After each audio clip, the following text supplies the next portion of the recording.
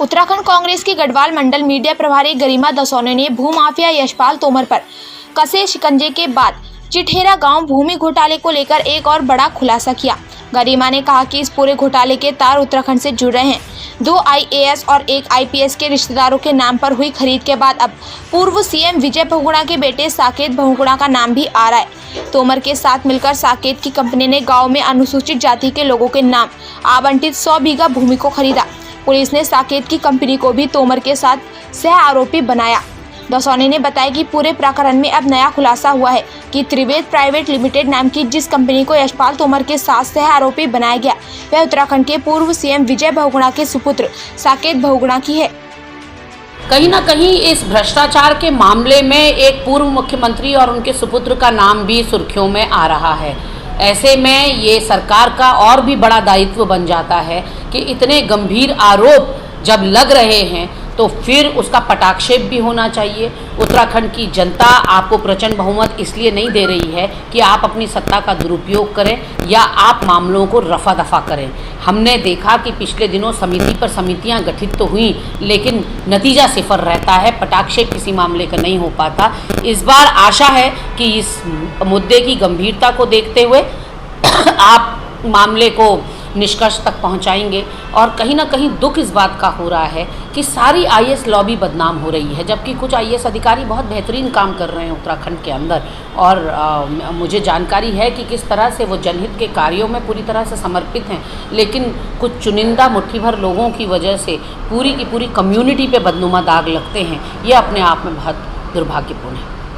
ये कि उत्तराखंड में सीनियर पोस्ट पर जो 2 IAS अधिकारी और IPS अधिकारी हैं, उन लोगों के परिजन किस तरह से उनके नाम की FIR दर्ज हुई है दादरी पुलिस स्टेशन में, और सारे लिंक जो हैं, जो तार हैं, वो यशपाल तोमर से जोड़कर देखे जा सकते हैं, जो कि एक गैंगस्टर है, एक भूमाफिया है। और हरिद्वार में अभी आज के दिन ही पता चला है कि लगभग 45 बीघा ज़मीन कुर्क हुई है उनके नाम की। और ऐसे में ये सारे अधिकारी जो हैं ये किसी न किसी पद पर हरिद्वार में पोस्टेड रहे हैं। इन लोगों ने किस तरह से उस गैंगस्टर को संरक्षण दिया है, उसके भ्रष्टाचार को संरक्षण दिया है और उसके साथ अपने रिलेशंस को यूज़ करके अपने परिजनों के नाम पर नोएडा में अनुसूचित जाति के पट्टाधारकों की ज़मीन में बड़ा फर्जीवाड़ा करा है, बड़ा खेल किया है।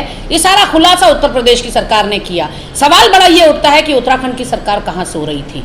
यहाँ की भाजपा सरकार और यहाँ के मुख्यमंत्री सिर्फ एक ही फोकस उनका है, चंपावत उपचुनाव में अपनी जीत सुनिश्चित करना। बाकी उत्तराखंड जाए भाड़ में, यहाँ के भ्रष्टाचारी अधिकारियों को पनाह दे रहे हैं मुख्यमंत्री। मेरा सीधा सीधा आरोप है, क्योंकि UPCL और पिटकुल में भी जो MD के पद पर हैं, प्रबंध महानिदेशक के पद पर हैं यादव जी, अनिल कुमार यादव जी, उनको भी लगातार किस तरह से मुख्यमंत्री पनाह दे रहे हैं। और इतने सारे गंभीर आरोप उनके ऊपर भ्रष्टाचार के हैं, ट्रांसफार्मर खरीद के हैं, यौन उत्पीड़न के हैं, अपने बेटे को फ़ायदा पहुंचाने के हैं। उसके बावजूद 4 अतिरिक्त पद उनको दे दिए। गोया अधिकारियों का टोटा पड़ गया हो, काबिलियत और हुनर बाकियों में बची ही ना हो, सिर्फ और सिर्फ अनिल कुमार का कंधा ही दिखाई पड़ रहा है। और ये जो 3 लोग संलिप्त पाए जा रहे हैं यशपाल तोमर के साथ, इनमें सब मुख्यमंत्री के बहुत करीबी हैं। निदेशक खनन, जो कि मुख्यमंत्री का बहुत ही प्रिय विभाग है खनन, वो निदेशक खनन BL संत साहब उसमें शामिल हैं। मुख्यमंत्री के स्वयं के सचिव मीनाक्षी सुंदरम उसमें उनके परिजन संलिप्त हैं। और तो और राजीव स्वरूप जी जो DIG हैं और जो कप्तान रह चुके हैं हरिद्वार में 2 बार, वो इसमें शामिल बताए जा रहे हैं। अब उत्तराखंड सच जानना चाहता है। जिस तरह का ये गंभीर प्रकरण है, इसकी जांच भी उतनी गंभीरता से होनी चाहिए। इसको अंडर द कार्पेट ना पुश किया जाए। अपनी सत्ता का दुरुपयोग करते हुए जिस तरह से बार बार प्रचंड बहुमत की सरकार होने के बावजूद ये लोग बड़े इश्यूज़ को सतह पर आने ही नहीं दे रहे, जो आ भी रहे हैं तो उनको दबा दिया जा रहा है या उसका गला घोंट दिया जा रहा है।